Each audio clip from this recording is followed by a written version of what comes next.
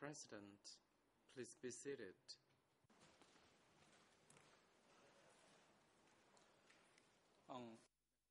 The court is now back in session. Without further ado, we would like to now hand over to counsel for Mr. Kiew Sampon to proceed with the questions to the witness. You may now proceed.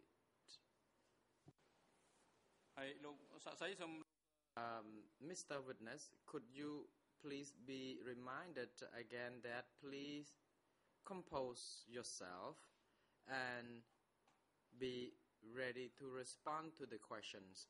Listen to the questions attentively, and if you feel that the questions are not understood, then you should ask counsel to repeat them. You bear with us for another hour because this session will be concluded by lunch break.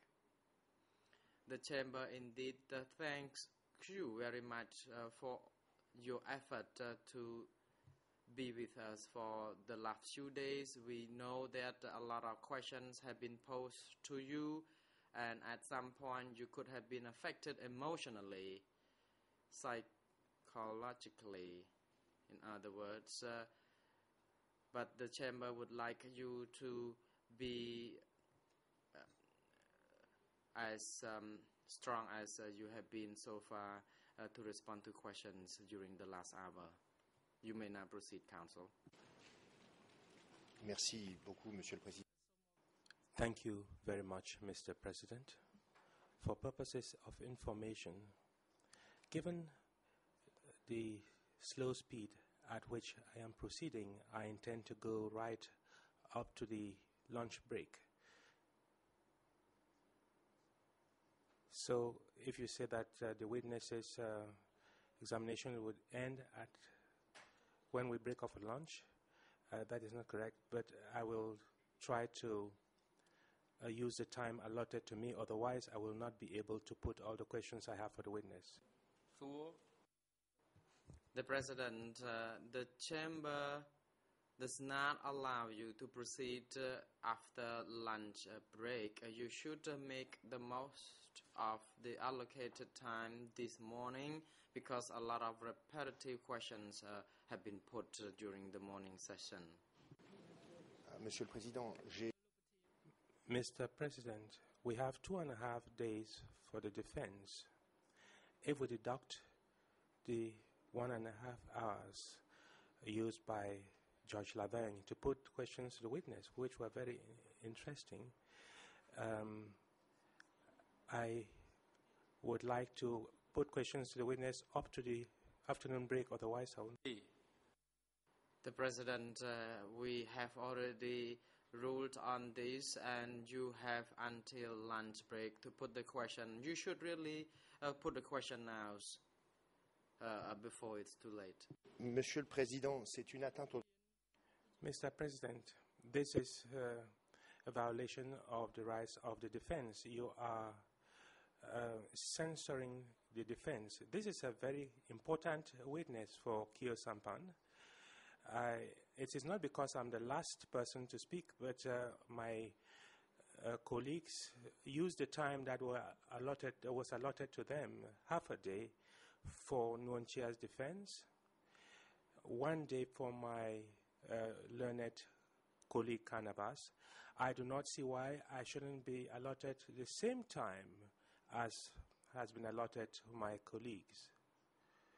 Perhaps the Chamber has forgotten the exchange between the senior legal officer and defense teams. So may I request that you allow me to complete my examination? The President, I am fully aware of that.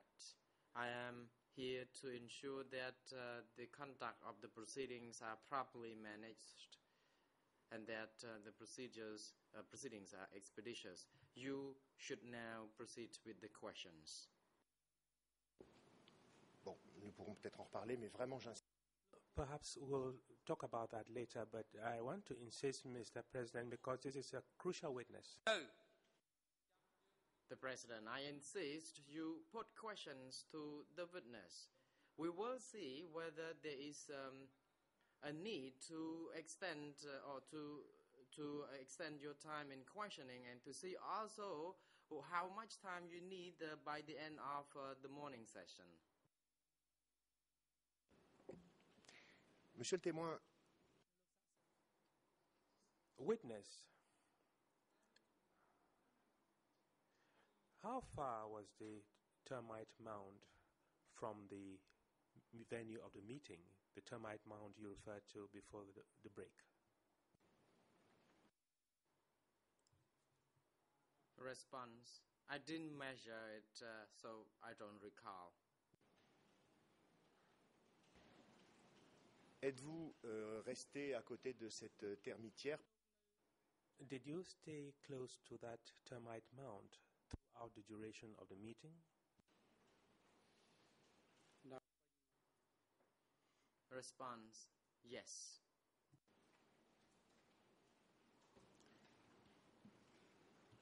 Cette termitière était-elle de taille suffisamment volumineuse pour que...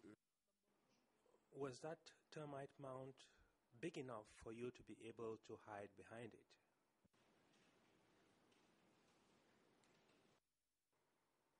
The President, International Co-Prosecutor, you may now proceed. Object to this question as repetitive. He asked for some reason already whether the witness was hiding behind the termite hill. The witness has already responded to that. If counsel feels he has inadequate time, he should stop asking repetitive questions.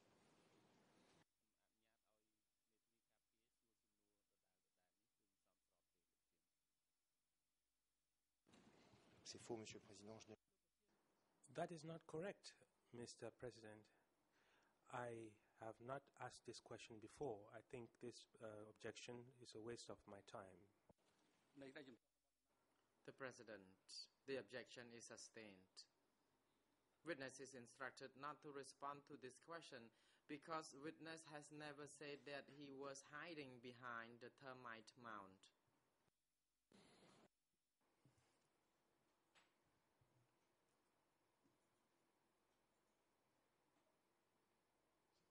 Witness,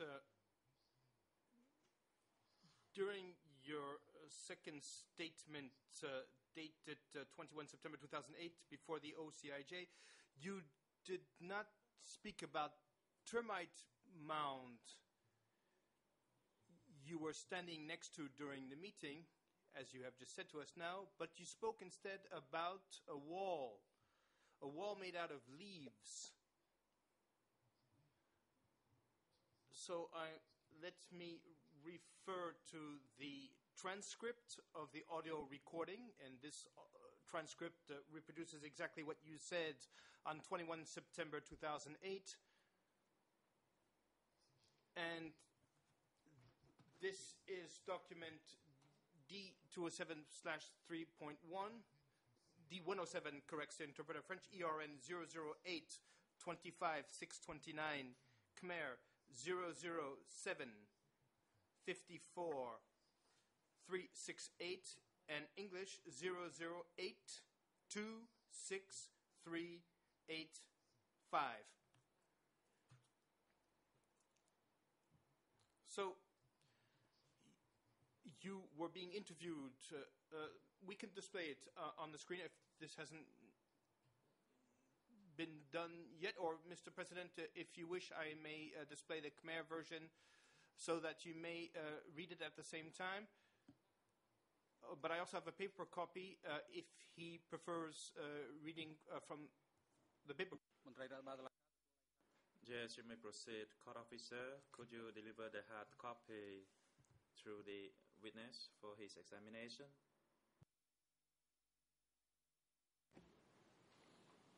Merci. Thank you. So, you said on 21 September 2008, open quote, the meeting took place in a wooden house, 4 meters by 5, and the roof was in palm leaves. And this was a simple shed with a wall made out of palm leaves. And given that I was standing against the wall, I could see and listen and hear everything. End of quote. So my question is simple. Which of the two versions is the correct one? The version that you provided in 2008, in which you said that you were able to hear what was said during this meeting because you were standing next to a wall made out of leaves, or the version that you provided to us here before the chamber when you told us that you were next to a termite mound.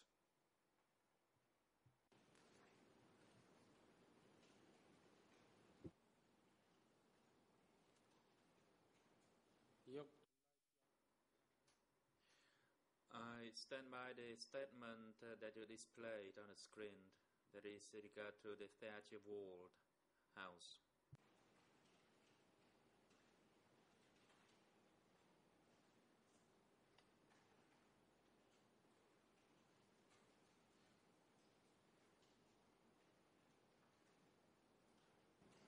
Les propos.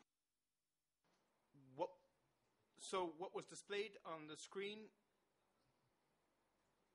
is that you were able to hear what was said during the meeting because you were standing against the palm, the wall, the thatched wall. Is that what you're saying, witness? Yes, I stand by that statement. Alors, So I would like to show to you now the answer you provided to a question regarding the description of this location, of this place. And this is what you said on the 26th of July 2012 on page 22 of the draft transcript of 26 July at 10:11, and Khmer version already has an ERN, since it is ERN 0082839, and the index is E1/97.1. Can we display it, please? Since we have a Khmer version, we can display the final version, the finalized version. Yes, you may proceed.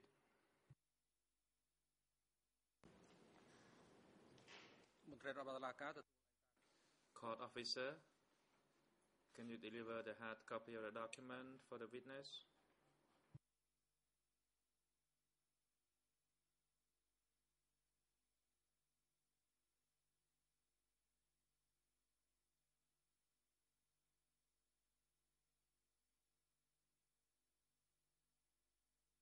c'est à l'écran, Monsieur le Président. Donc, je pense que... It's on the screen. It's on the screen, yes. This is, it is, you can see it here. On 26 July, you answered the following question as such.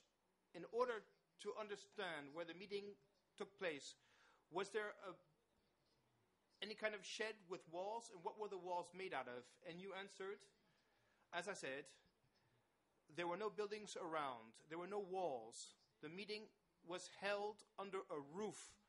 There were no walls. We were surrounded by rice paddies. There were no walls. End of quote. So now you have just confirmed what you said to the OCIJ in 2008, and you say that you were able to hear what was being discussed at the meeting because you were standing behind a wall, a thatched wall. And now, on 26 July, when you were asked to describe the same place asking you whether there was a wall, you answered that there was no wall, no partition. So what is the true version, witness?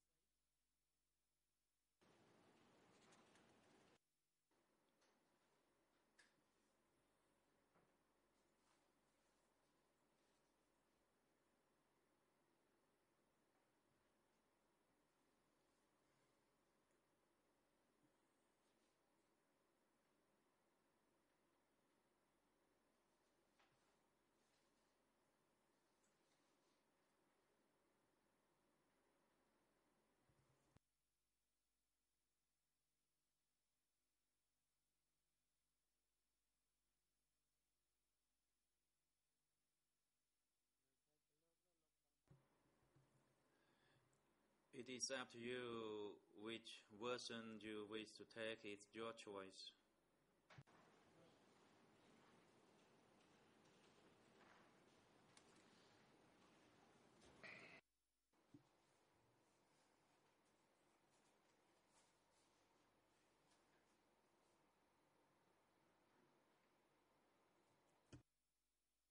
C'est votre réponse.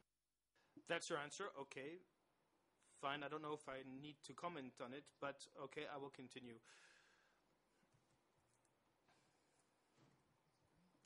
And here you told us before the chamber that the meeting lasted at least 3.5 hours or 3 to 4 hours.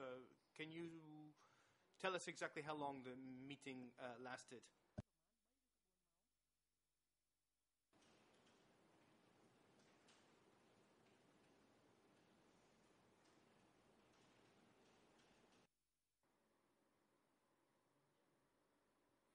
It was for one morning session.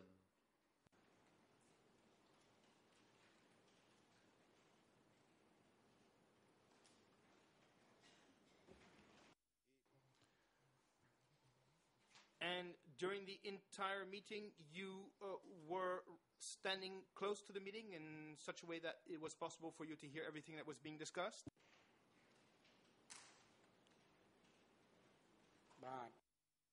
Yes.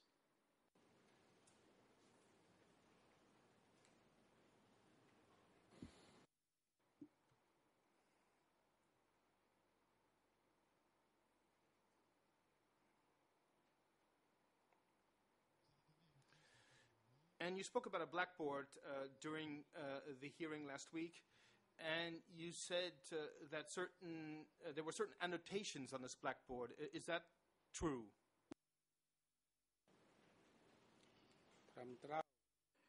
That is correct.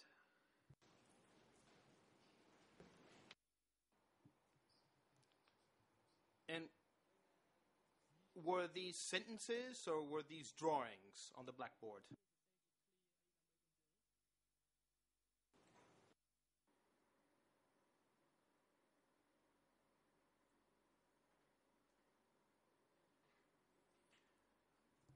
There were drawings or kind of a sketch, and there was no letters on it, no writing.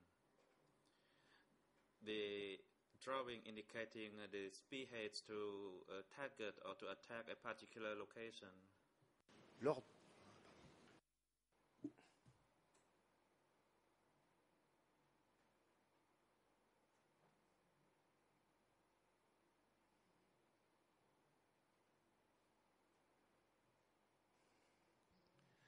And when you spoke before the chamber, you provided us with the list of the military commanders as well as of their deputies who all attended the meeting when the evacuation of Phnom Penh was discussed. For example, you mentioned Vorn Vet and his deputy Cheng An, or Koi Tun and his deputy Kei Pok. And you also spoke about Tamok and about Son Sen. This is on page 13 of the draft transcript of 26 July at past 9:40. And my question is the following. At the beginning of April 1975, the battle for Phnom Penh was in full force. Do you remember if the fact of gathering in the midst of the battle all of the commanders as well as their deputies in the same place, do you remember if this was a problem because it was necessary to remove them from the battlefront and it was necessary to gather them in one single place? And was this an issue? Did this give rise to any complications?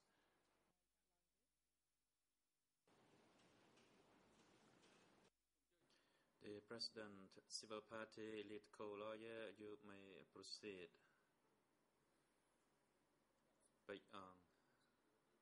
Thank you, Mr. President. The question is speculative.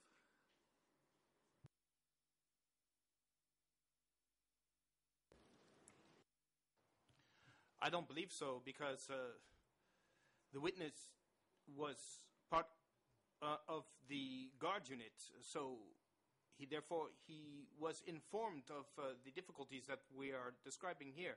Bringing together all the commanders and their deputies, taking them from the battlefront in the midst of the battle, that could have led to a very difficult situation if we go along with the witness's reason.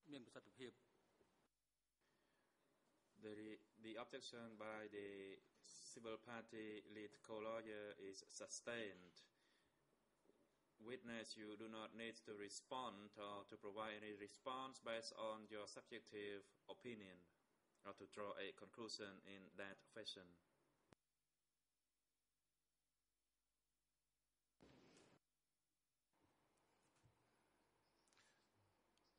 I just would like to place on the record that I was not asking the witness to speculate, but simply to speak to us, because he was to speak to us about the issues that this could have given rise to.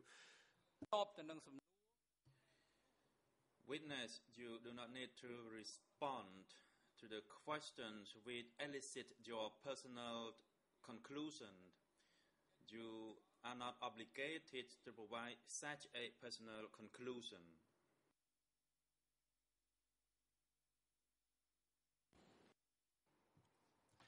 I agree with you, Mr. President, at least in principle. Witness, following question. We already spoke about the book by Philip Short, who met you 4 times. And I wish to ask you if during the discussions you had with Mr. Short, if he asked you questions on this meeting that you spoke about to the OCIJ as well as to the chamber.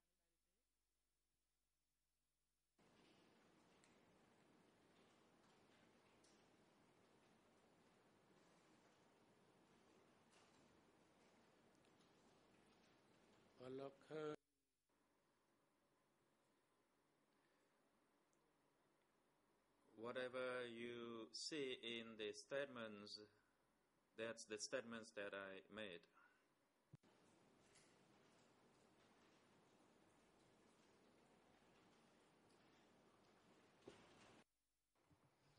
So must I understand from this that yes, indeed, you spoke to Philip Short about this B5 meeting at the beginning of April 1975?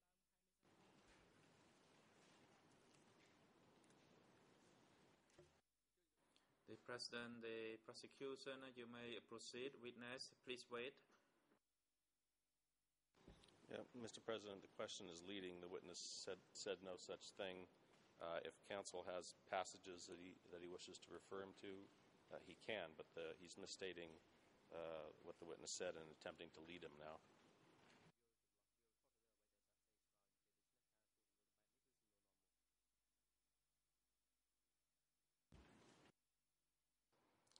I don't believe that this is the case. I'm simply asking him if he remembers having spoken about this meeting at the beginning of April 1975 at B5 with Philip Short. Does he remember speaking about this meeting with Philip Short? So the witness can say yes, no, or I don't remember. There is absolutely no kind of suggestion here in my question. The President, the witness already responded. You already saw the statements and you use your discretion to pick one. He already responded. Is there any mistake in the translation?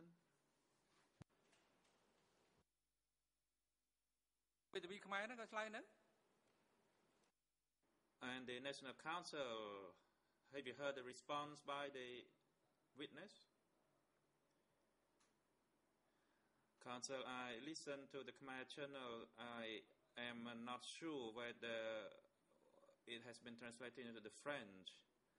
And yes, I heard his response in the Khmer channel. ចម្លើយគាត់ឆ្លើយប៉ុណ្ណឹង The witness already provided his response, says the President.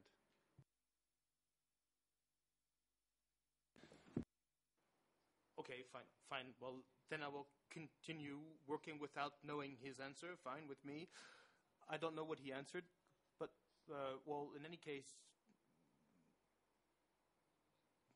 ចំនៅការបកប្រែ The President, interpreters, please try to provide the best service.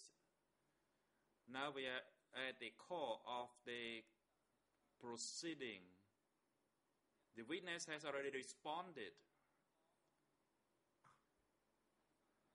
And it seems that the counsel did not get the response, and for that reason he asked the same question. And if the witness has to respond again, and if his second response differs from the first one, it's going to lead to confusion.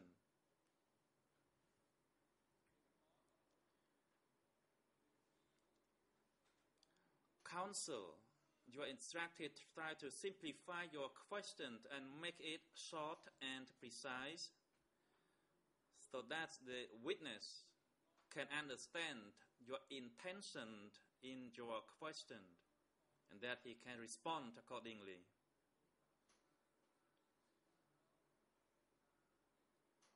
Also, the way you use your reference, the reference of that document shall be shown on the screen. And if he has not seen it, it is very unlikely that he can provide you the proper response.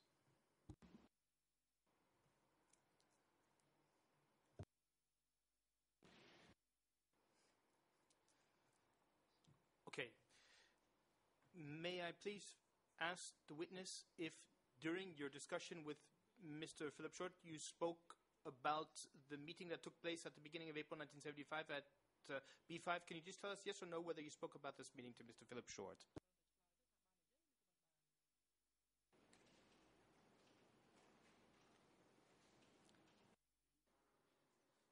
Yes, I spoke with him.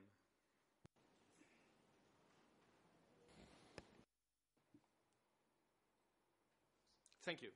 So, I would like to confront you with this with a specific point. In his book, Mr.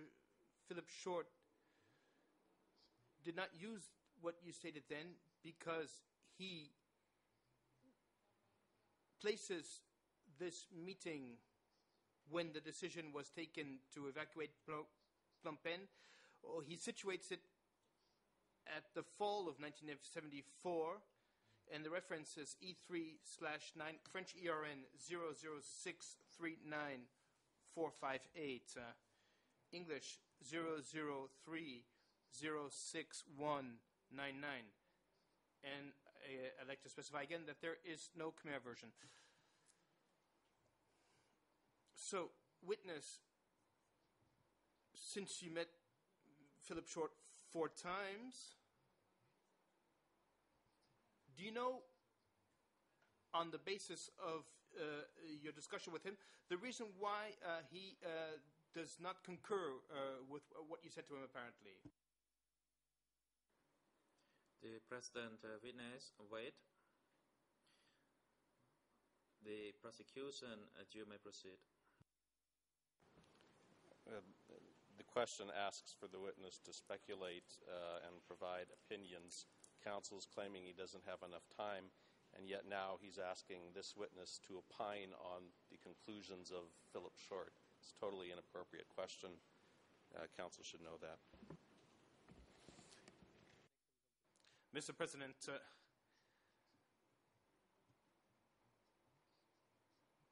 well, all I can gather from this is that this is obstruction.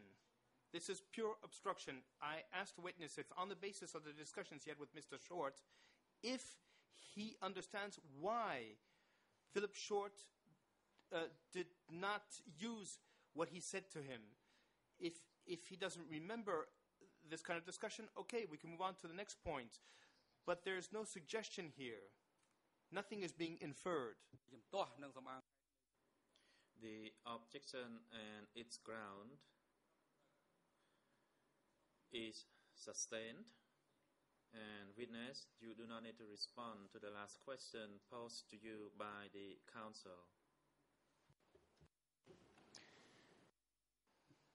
Okay, so let's move ahead in time, witness. And I wish now to speak about the meetings that were held, based on what you said, at the Phnom Penh railway station and at the former Ministry of Commerce after the fall of Phnom Penh. You stated before the chamber that before the fall of Phnom Penh, part of the uncles progressively grouped together at the railway station and that they had remained there for a week. You said then that they had spent 2 weeks after that in the premises of the former Ministry of Commerce. And then you said that in both of these places, that is to say the railway station and the former Ministry of Commerce, the uncles had met many servicemen, military personnel. This is on page 63 of the draft transcript of 26 July at around 13 minutes past 2 in the afternoon. So my question is the following. In the train station, the meetings that you spoke to us about here, were these meetings held in the main waiting room downstairs, or were they held upstairs, or outside the train station, or where were these meetings held?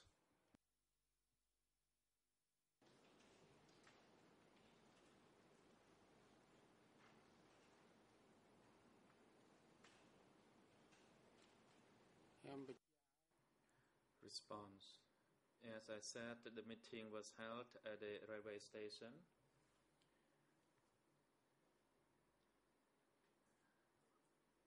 At that station, there was only one tall house.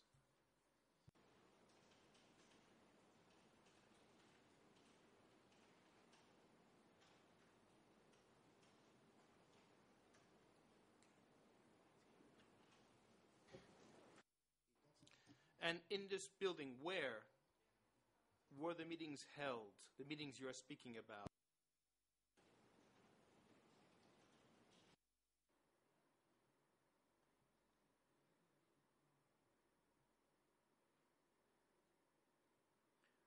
There were rooms in that house.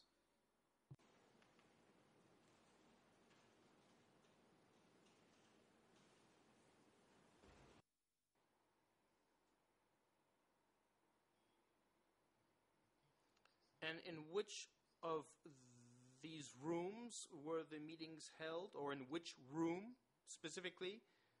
The meetings, that is to say, between the uncles and the military personnel.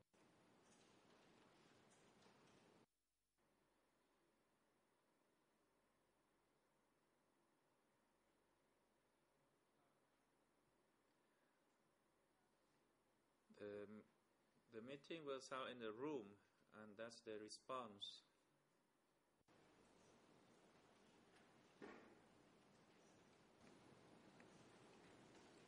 Vous n'êtes pas en mesure. So you don't. Can't you provide us with more detail, or is that the case? So.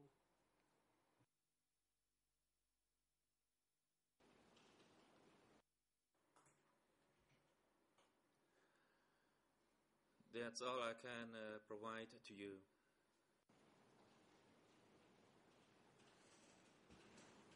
Et vous-même. And were you standing guard inside the train station or outside?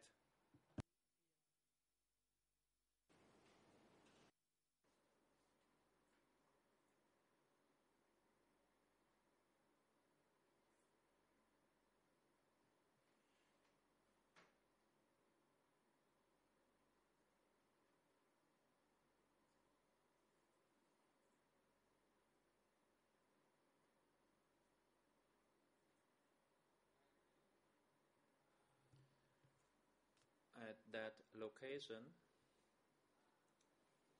I stood guard outside on the ground, but the leadership was working inside on the floor, on the upper floor.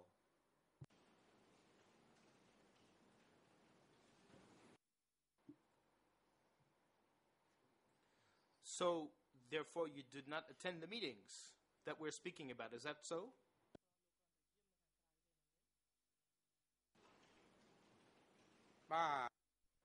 Yes. So now let's move on, if you wish, to the former Ministry of Commerce. And I have the same question. The meetings there between the uncles and various military personnel, were these meetings held inside or outside the building?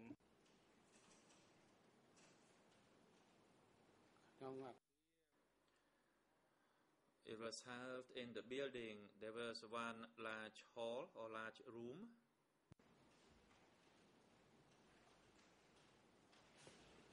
Et vous? And you were standing guard inside or outside the building?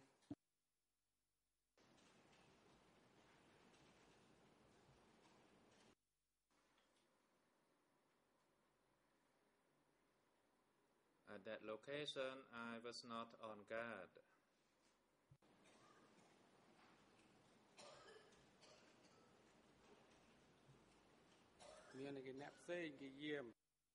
There were other people who were on guard at the time.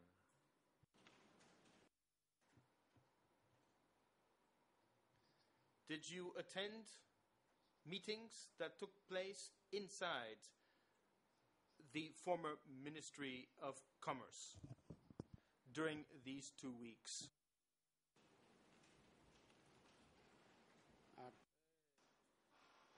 No, I did not attend the meeting.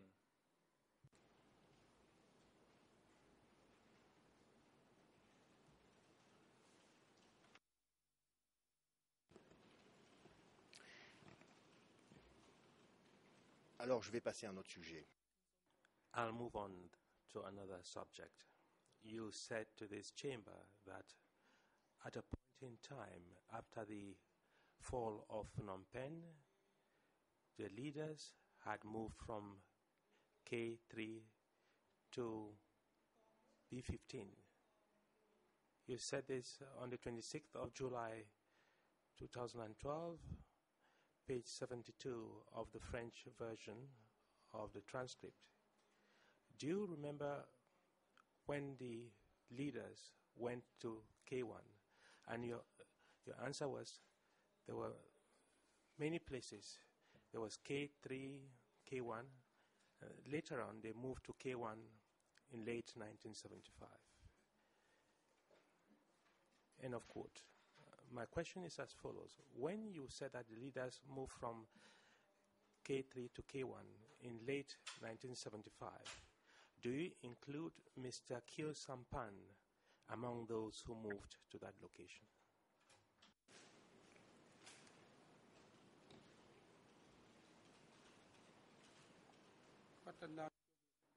Response: he was there altogether.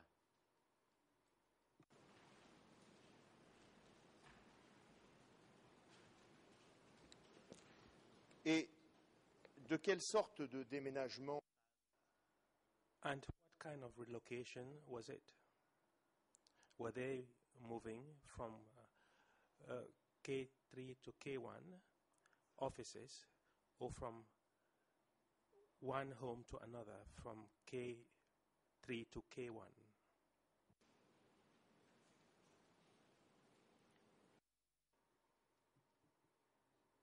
Response: it was not moving the house. It was that first he worked at K3, then he moved to work at K1. It was part of the mobility of the leaders. Donc votre témoignage. So your testimony, witness, is that at a point in time after K3, Kyo Sampan had an office at K1. Is that correct?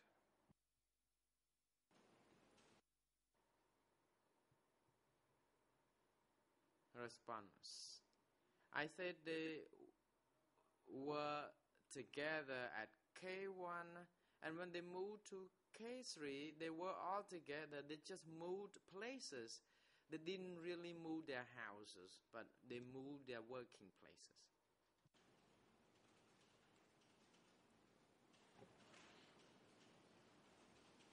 Alors, j'ai l'impression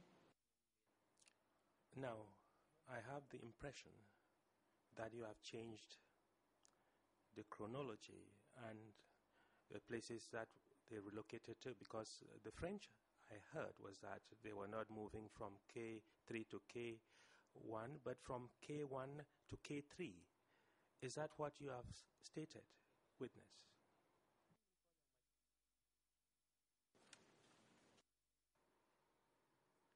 Response.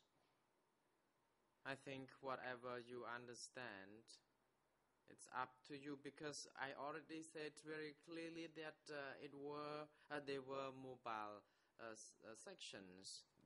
People moved from one location to another. You can judge it. Monsieur le Président, je sollicite votre Mr. President, may I request you to intervene and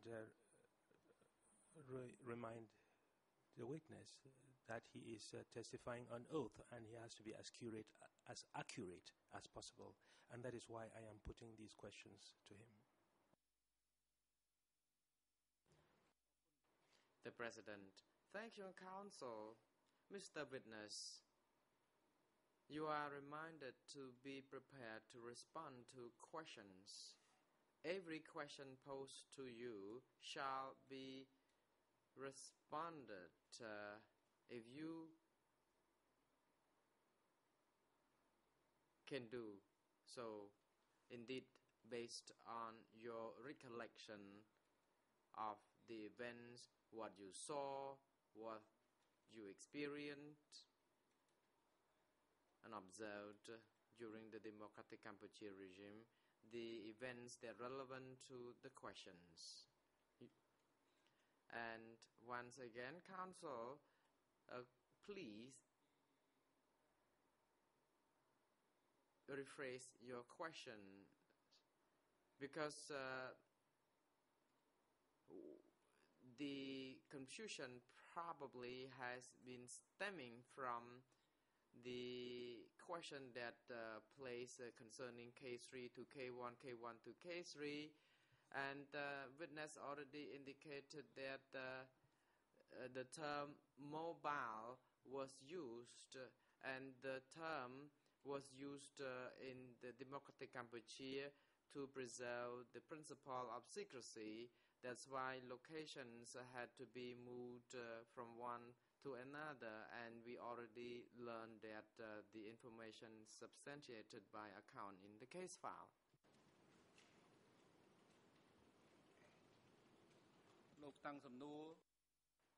The President continues, you may now continue putting questions, and witness may find it difficult to recollect the question that was put, and then there was some intervention, and witness is of old age, and the events happened a long time ago, so he may forget the question quickly. So you are advised to put questions more precisely and short, so that you said you would like more time, but indeed you should really make the most of it. Monsieur le témoin.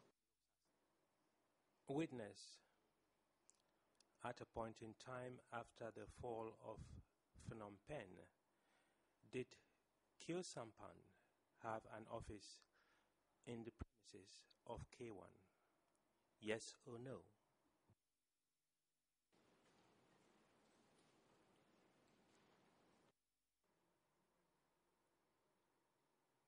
Response.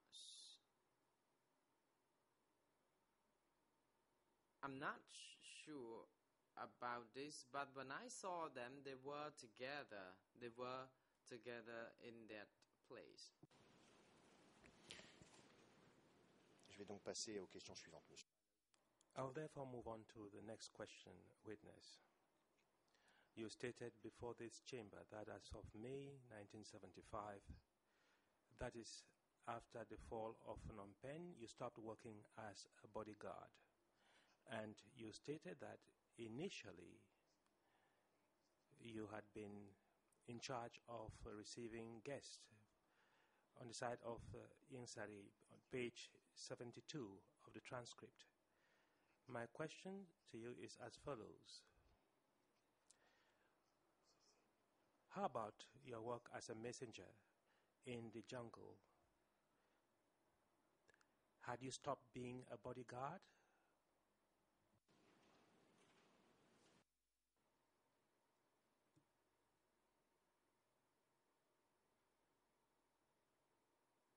Response. I don't understand the question. Could you please repeat it? À partir de quand From when did you stop working as a messenger?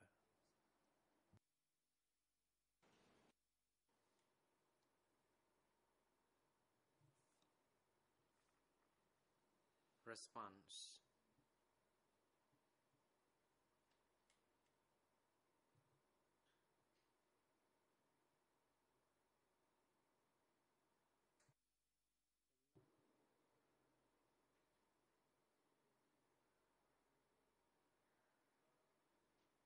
In Khmer, I can put it this way. Communication had to remain all along. So when you asked me when I stopped being the messenger, I can say that there is no time that I stopped becoming a messenger because communication could be channeled all along. Sometimes we had to contact people in a far distance. Sometimes we had to go to a nearby location.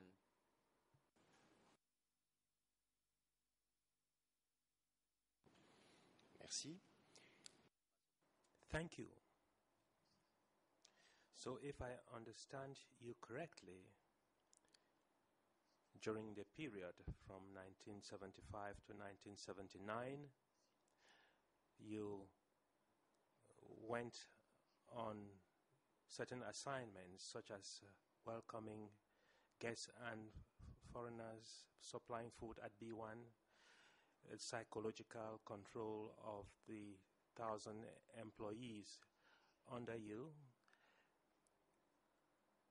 inquiries in China, which you referred to yesterday. And apart from these assignments, you also carried out subordinate tasks, such as delivering letters. Is that what you have stated, witness?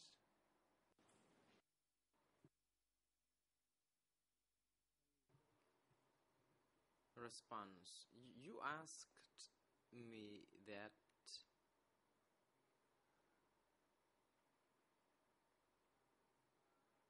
you asked about my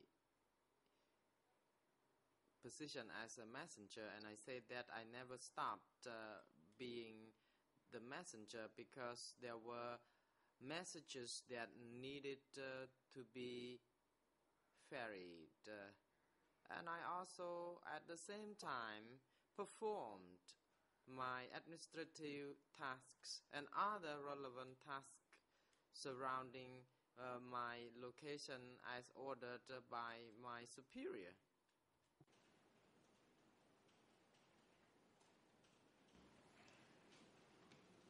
À cette barre, pendant During these hearings, you stated before this chamber that the only letter or letters between you and Khieu Samphan had to be with reports. I am referring to the hearing of the 26th of July, page 8 of the draft transcript. After 3 p.m., 40 minutes and 33 seconds, I'm referring to page 93 of the same draft transcript. After 3 p.m., I'm also referring to your statement of the 30th of July 2012, page 6, between 9 a.m. Do you confirm that the only letters that you handed to Mr. Kyo Sampan had to do with welcoming other foreigners to Cambodia?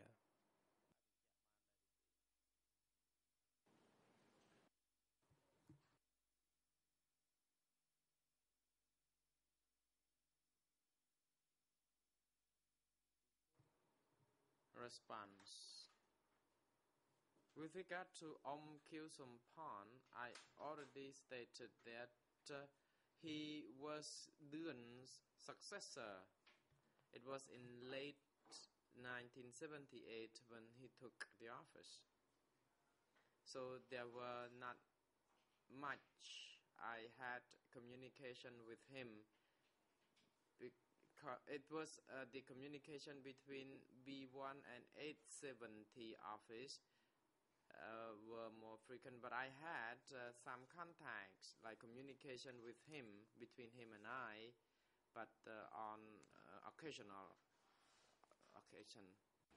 Et d'accord, monsieur le témoin, et sur le contenu. Very well, witness.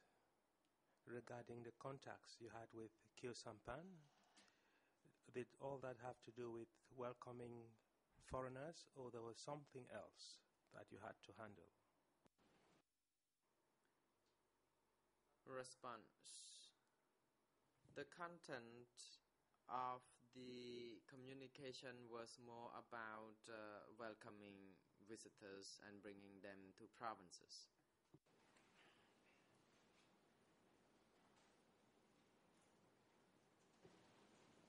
Est-ce que pendant toute la durée du Kampuchea, Throughout the duration of democratic Kampuchea between 1975 and 1979, did you work or collaborate directly with Kyo Sampan on matters relating to arrests of persons or eliminations of persons?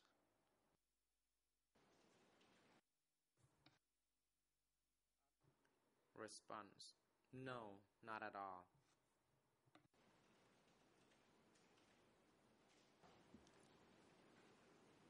est-ce que lorsque vous dites que Yang Sari, when you state that Yang Sari talked to you about the fact that Kyo Sampan had taken over from Dun,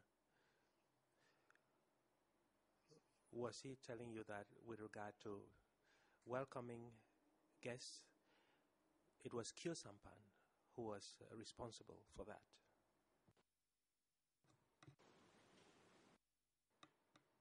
The President, witness, could you please hold on a second?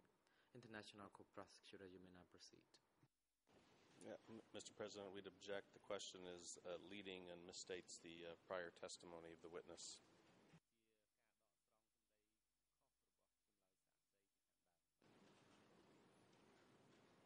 Monsieur le procureur, pouvez-vous indiquer en quoi? Mr. Prosecutor, can you explain how my questions are misleading and I'm distorting the witness's testimony? If you want me to use your question time to do that, I'm happy to do so. The witness testified to his communication with Ing Sari, which was that Ing Sari took over Doin's functions at Office 870. There was no qualification that it was limited to matters relating to foreign guests. You added that into your question, suggested it to the witness, making the question leading and misrepresenting his prior testimony. Je ne crois pas que ce soit le cas, Monsieur le Président, mais je peux essayer. I do not think that is the case, Mr. President, but I will rephrase my question with your leave. Monsieur le témoin, lorsque fin 78, Witness, when in late 1978, Ieng Sari told you that from then onwards, Kyo Sampan would be taken over from Dun, Did he specify that the duties he was referring to had to do with all of Dun's functions, or he specified that the functions were limited to welcoming foreign guests?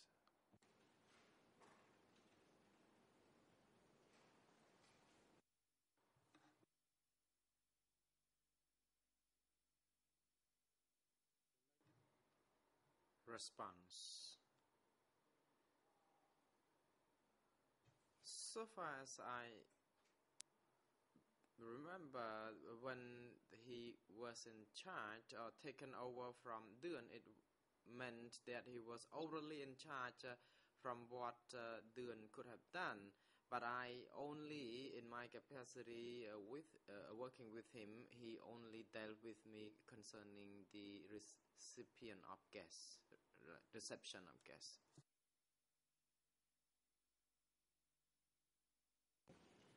D'accord, je crois que ça répond à ma question, Monsieur le Président. Very well. I think the witness has answered my question, Mr. President.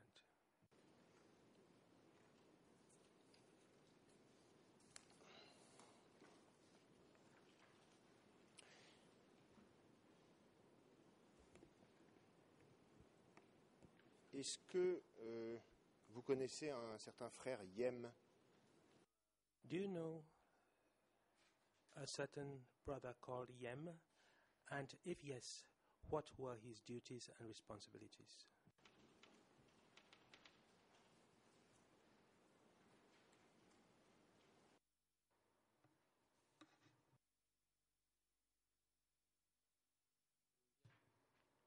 Response. Yes, I know Bong Yam because in 1967 he attended the same study session when I attended in Ratanagiri. Later on he became the secretary of an area in Karachi province, and after the liberation he came to work at the Ministry of Foreign Affairs and was sent to represent Cambodia in the North Korea. Later on we learned that he passed away.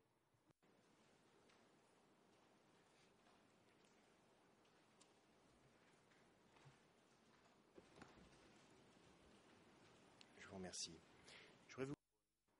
Thank you. My next question is for clarification purposes.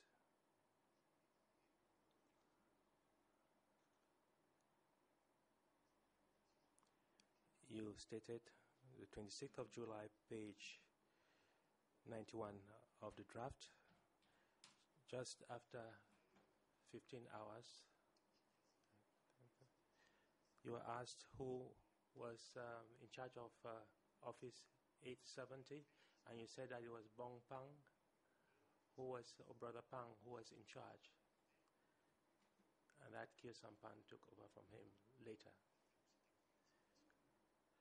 My question to you is, when Pang stopped being in charge of that office, when Pang disappeared?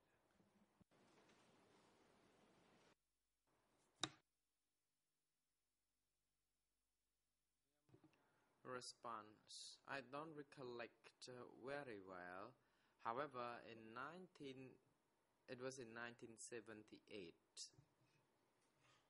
between May or June, between these months. I don't remember the details.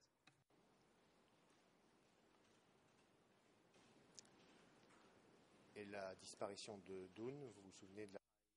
And do you recall when Dun disappeared? Do you recall the date?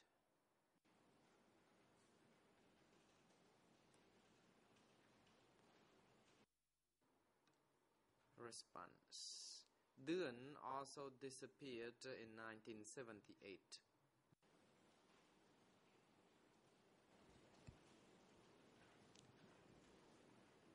À cette barre, on vous a demandé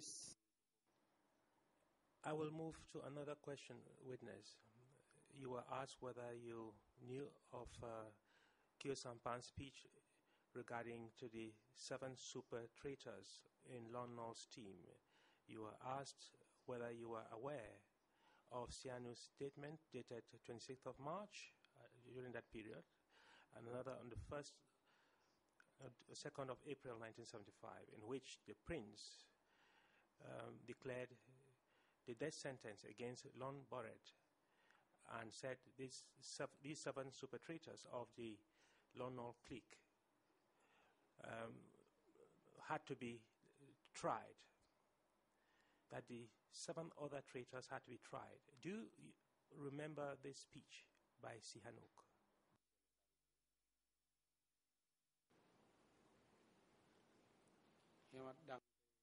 Response: No, I don't.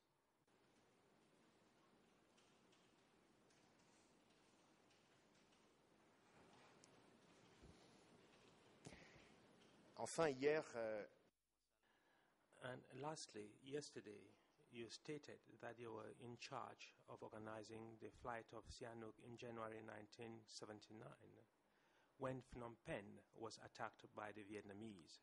Was Kyo Sampan with the prince and the princess during that flight?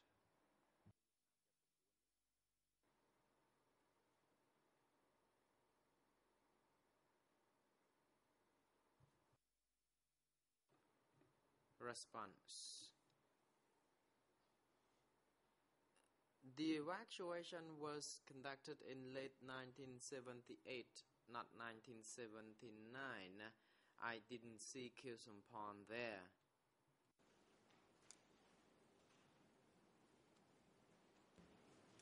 Monsieur le Président, j'espère que vous allez être content de moi. Mr. President, I am sure you'd be pleased with me. I have no further questions for the witness. Thank you, witness.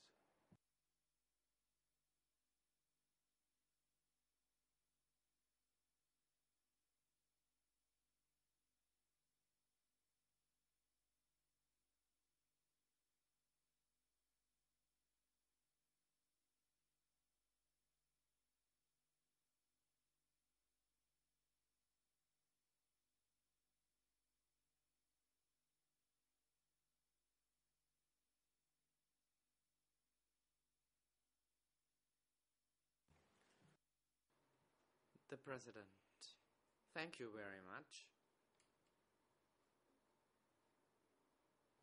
Mr. Rochampton, the sessions of your testimony have now come to an end. The Chamber wish not to hear your testimony anymore, and you are now excused. The Chamber would like to express its profound thanks to you for all your time and efforts in providing these testimonies in the hearing. We believe that your testimony will be part of the process to ascertaining the truth, and you may now return home. Court officer is now instructed to assist him so that he can be returned home safe and sound. It is now appropriate time for lunch adjournment. The Chamber will adjourn momentarily, and the next session will be resumed by 1:30 p.m. When we resume, the Chamber would like to inform the parties to the proceedings and the public that the Chamber is hearing witness TCW 694. Questions to be firstly put by the bench, followed by the prosecution. Counsel, you're on your feet. You may now proceed. Thank you, Mr. President. Good morning, everyone. Very briefly, I'm informed that our client is suffering from a backache, a headache, and a general lack of concentration. Therefore, he would like to spend the afternoon in the holding cell. That's our application this morning. We've prepared the waiver. Thank you.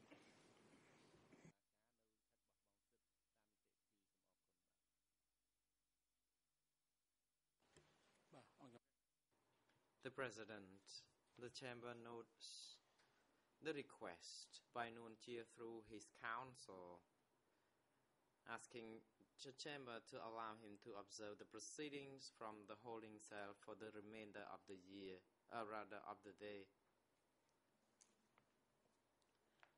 The Chamber therefore grants the request and asked that counsel for Nuon Chea produce the waiver. Given thumbprint or signed by Mr. Nuon Chea. Mr. Nuon Chea has expressly made it clear through his counsel that he has waived his right to participate directly in the courtroom. So please produce this waiver immediately.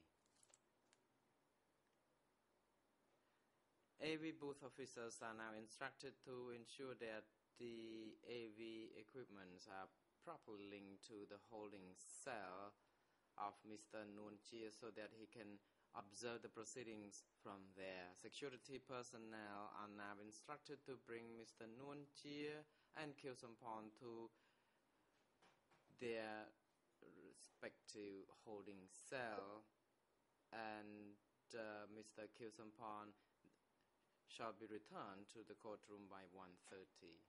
The court is adjourned. សូមអញ្ជើញក្រុមឈរ